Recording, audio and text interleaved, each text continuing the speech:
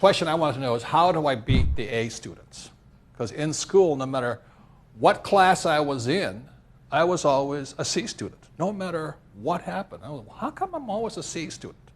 And I never really understood why. So that's why after I was about 27 years old, I started researching education, the system, and all this. Then I realized the whole system was set up for people like me to be in the middle, because what they found out in '83 was that there were 7 different intelligences, Guy Gardner. And I'm not strong in the top 2 intelligence, which is reading and math. I'm a horrible reader, I'm a horrible writer, and I'm very slow at math. But I'm very good with my hands, and I'm also pretty good with what they call intrapersonal communication. There's interpersonal, which is communicating with another person. But intrapersonal is that communication with yourself. And if a person's very good at communication with self, you have a better chance of success.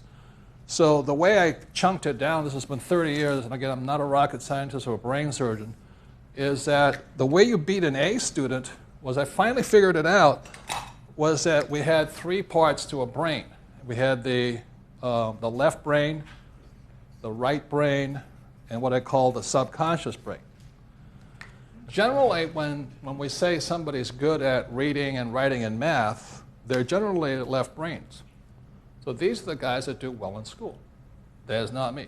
I can read and I can write, but I read very slowly, and I can count as fast as my fingers can cheat on the single.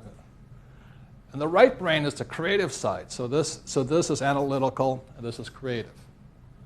So the way I solve problems is very simple. The way I beat an A student is, if I run into a problem saying, I don't have enough money, or how do I put this deal together, or how do I get to do this, it's not left brain, it's creative. I go spatial. So people who are artists and musicians and things like this, they're more right brain. They get hammered in school. You know what I'm saying? And then the subconscious mind, this is what they call the reactive mind also. There's a thing called reptilian brain in here. This is primal. This is fight or flight. It doesn't think, it reacts. So when I say to most people, quit your job, and they go, logically the left brain goes, oh yeah, I could make a lot of money as an entrepreneur. And the right brain goes, yeah, then I could have my new cookies go out in the market and I could get rich. And then the subconscious mind kicks in and goes, not you. The fear kicks in and all this. Now, the moment that fear kicks in, or greed, it doesn't make any difference, the brain drops, the blood drops out, goes here. The moment the blood drains out of here from these 2 things called the carotid arteries, it pulls down. It goes reptilian. You turn it into a little reptile and cannot think anymore.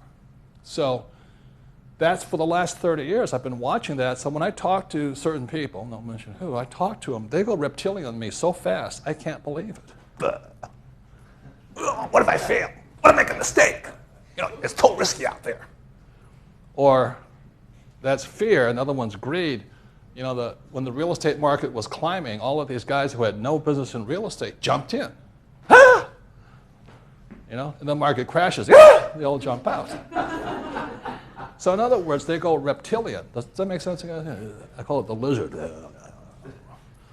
When the sun's hot, they climb around. When the sun's cold, they go inside.